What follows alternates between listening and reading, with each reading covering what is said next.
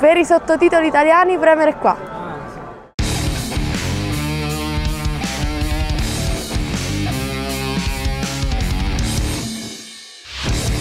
Hallo zu einer neuen Reptil-TV-Folge. Genau genommen wird es nicht eine Folge, sondern eine kleine Serie. Ich bin wieder um die halbe Welt gereist. Mich hat es wieder ganz hart erwischt. Ich muss nach Italien in die Abruzzen. Es ist einmal im Jahr hier die Fiesta dei Serpenti, ja, also das Fest der Schlangen. Ich schaue mal, ob ich im Dorf schon jemand antreffe. Also es ist jetzt 3 Tage vor der Prozession. Da geht schon die Vorbereitung los. Ne? Hinten dran seht ihr schon, da wird schon die Straße mehr oder weniger abgesperrt, dass wenn diese zigtausende Leute kommen, dass da nicht jeder Kreuzung wer parkt. Ja, jetzt mal ab ins Dorf und mal gucken, was da schon läuft. Ich möchte euch mal noch hier ein bisschen rumzeigen, bevor der ganze Trubel hier losgeht. Das Ganze ist jetzt Freitag, 3 Tage vor der Prozession. Das hier ist so der Piazza, wo das alles stattfindet. Also obwohl eben Freitag ist, sind schon die ersten Film- und Kameraleute da. Da steht einer. Hier das Auto ganz rechts. Ja, habe ich gerade im Kofferraum gesehen, alles voll mit Kameraausrüstung.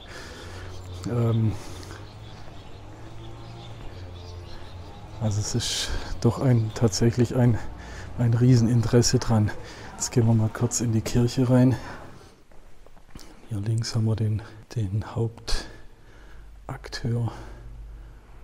der heilige Domenico.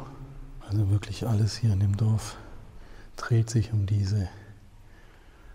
diesen Heiligen und diese Fiesta dei Serpenti. Ich hoffe, ich habe es jetzt richtig gesagt.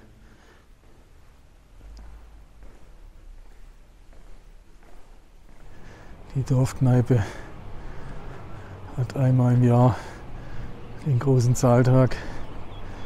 Heute auch noch ganz ruhig.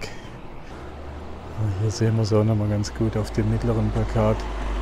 San Domenico, also der heilige Domenico Abate.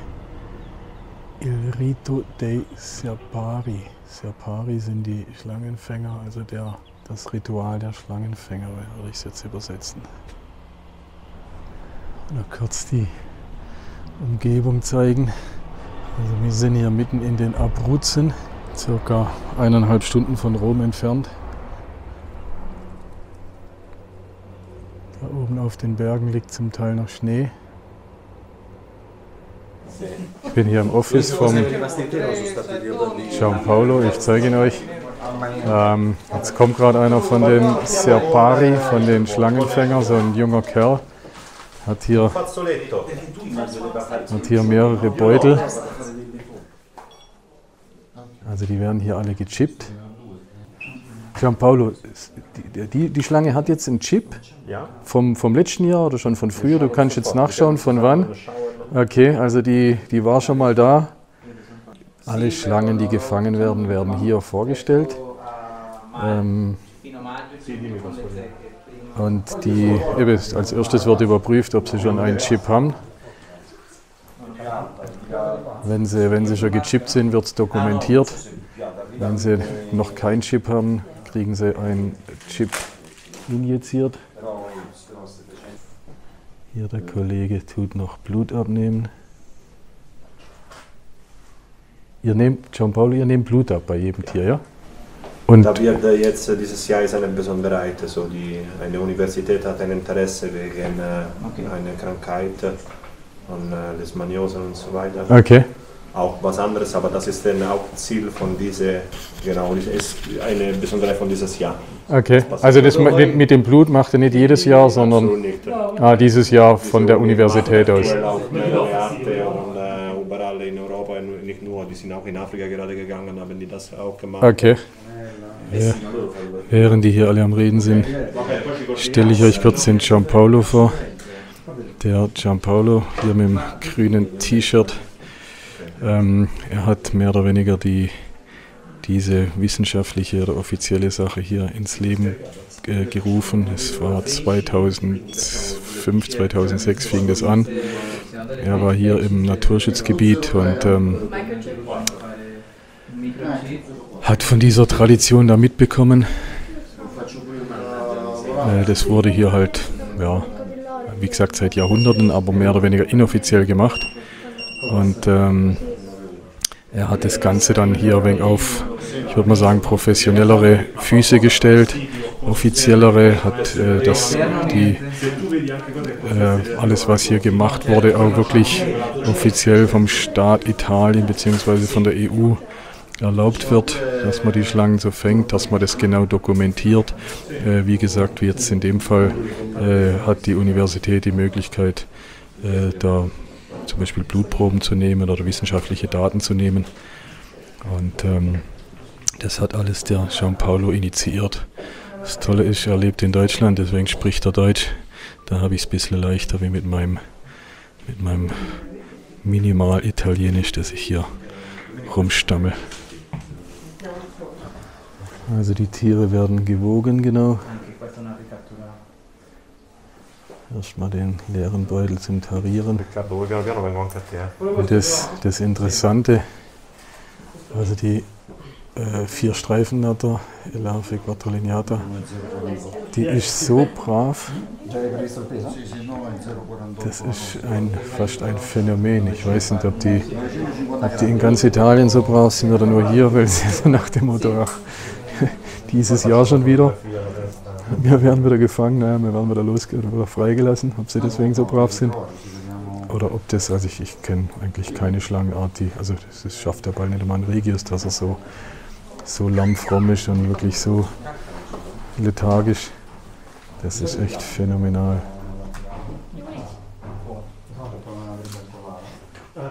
31. Dobbiamo fare il gioco orale? Schwanzlänge, Körperlänge wird genau gemessen. So, jetzt kommen die Esculap. Maschi. Maschi, sì. Männchen. Also 3 Esculap hat er. Einmal Männchen. Nochmal Männchen.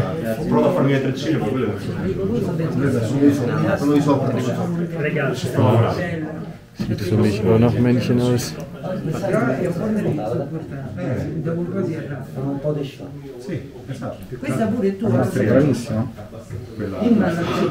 Standing ovation. No problem. You think it's parasite you found or what? Yeah, mite. Yes. Mite, yeah? Generally we can find mites and ticks on Ticks snakes. okay, but mites? Yes. I did not know mites in the... Yeah? Yeah, there are some, like for example the snake mite, which is very common in captive snakes. Yes, it's not the same or not? There are some species that of the same genera that can infest wild snakes, but also Yes. ticks and chigger mites. And what? Chigger mites. They are red mites. Ich bin immer davon ausgegangen, so mit meinen afrikanischen La cloaca, Erfahrungen, dass es also Zecken natürlich gibt, aber Milben habe ich gar nicht. Das ist mir von der Natur neu eigentlich. Ne? Jetzt haben wir hier was Besonderes, alle freuen sich. Das ist Cornella girondica, also verwandt mit der Schlingnatter bei uns. Und das wäre scheinbar völlig selten hier in der Region. Bloß zweimal gesehen. This is female. Female. Yes. But the color is reddish. The male. Okay, can get reddish, yeah? I bet everything is a female, yes. The sexing is my everyday job, you know. Like if you look the male, you can see it, but you can also feel it, you know, the penis, the 2 penis. But do it, you know, sex it. Prego, lei è il veterinario. Mannaggia, voi mo' m'ha rovinato, No, guarda, It's a female. Female? Yes. Toppa. No chance for a male. Ging jetzt drum, ob Männchen oder Weibchen. Und ich war mir sicher, dass das ein Weibchen ist. Also wenn ich eins kann und eigentlich jeden Tag mache, ist es Schlangensechsen. Und das sehe ich, das fühle ich. Da braucht es keine Sonde. So, hier haben wir einen Domenico. Seine weiteren Catch. Das ist die Zornader. Die Zornader ist nicht so umgänglich wie die Esculap und wie die Quadriviata für die 4 Streifen. Ja, this is a male, no? Yeah, here you feel. Here is the end of the penis, and the penis is always, the end is a more big. Okay. So if you scroll down, it pops through your finger. About this area. Yeah. Thank you so much. No problem. It's the most easy way, and it's 100%. If you feel it, you know it's a male. You know.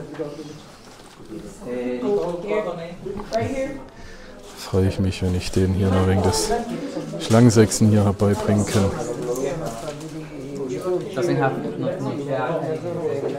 Können wir gerade mal noch beim Chippen zugucken. Okay. Chip drin. Nochmal desinfiziert.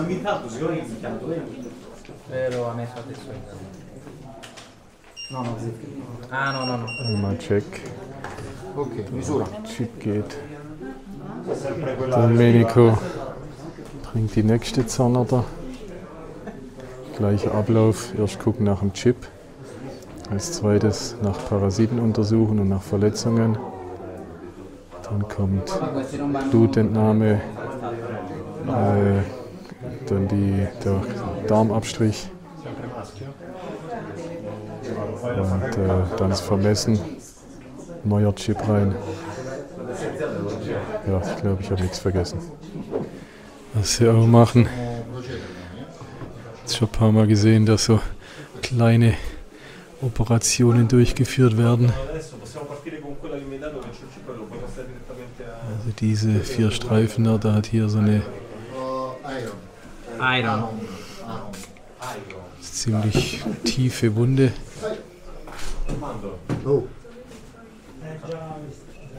Where you think it comes from, this?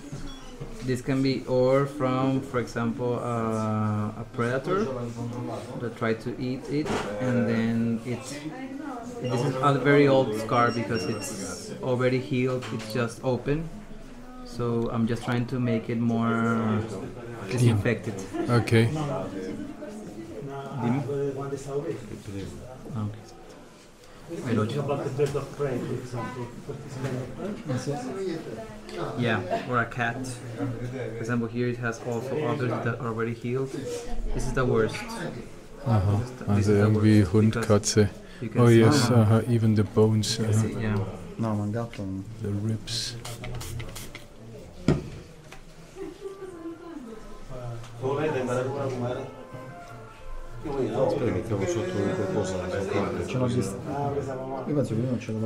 Also die kann sich hier freuen, dass sie gefangen wurde. Dann kriegt die gleich ihre Sachen versorgt und kann frisch desinfiziert in die Freiheit. Gerade mal kleine Vorstellung vom Team, also die zwei in Grün sozusagen, die Nicole und der Jairo von der Universität Bari sind Veterinäre, Fachrichtung Parasitologie. Hier il Professore ist auch daneben, Domenico mit dem schwarzen Hoodie an.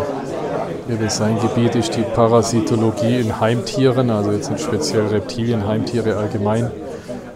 Reptilienparasiten, auch viel um Sachen wie Milben, Zecken.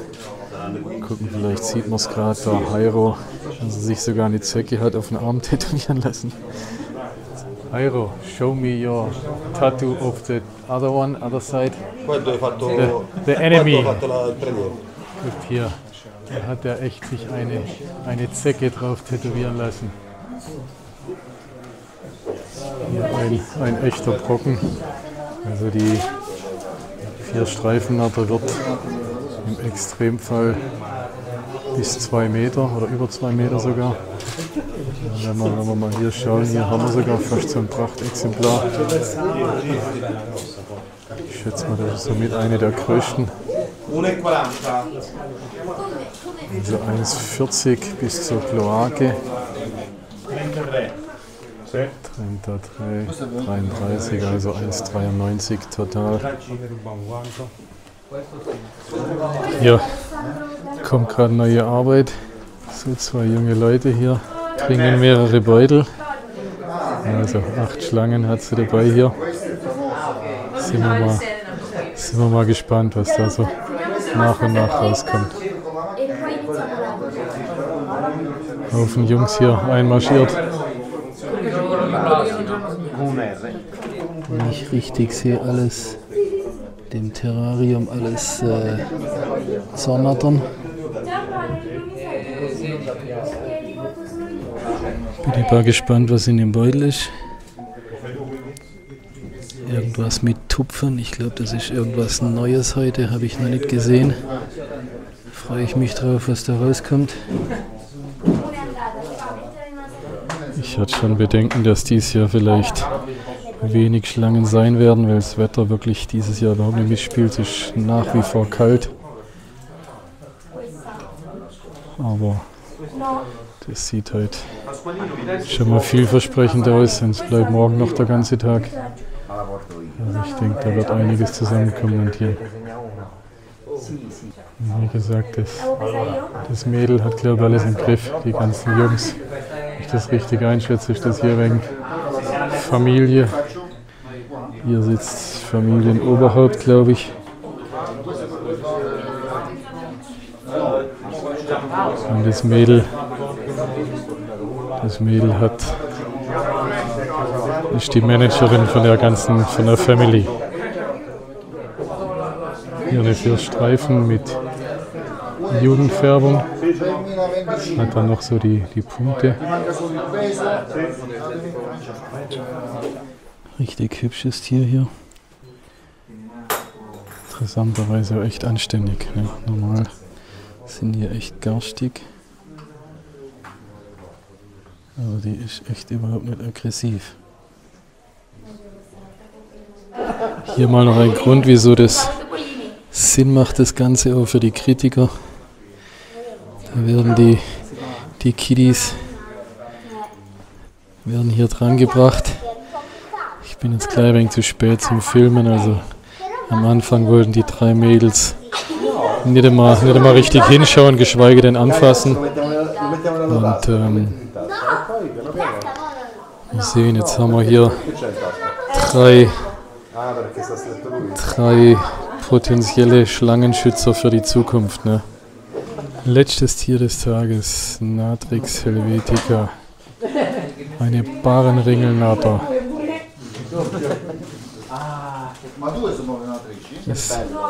Das Witzige ist, dass hier bei uns ja eigentlich mit die häufigste so eine Ringelnatter, da wird sich wahrscheinlich am wenigsten jemand dafür interessieren.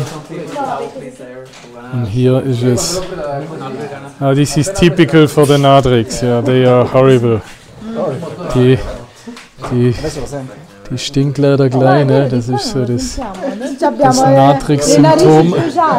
Könnt ihr jetzt über die Kamera nicht riechen, aber die hat da hinten gleich gepinkelt oder ihr Sekret halt abgelassen. Und die ganze Bude stinkt.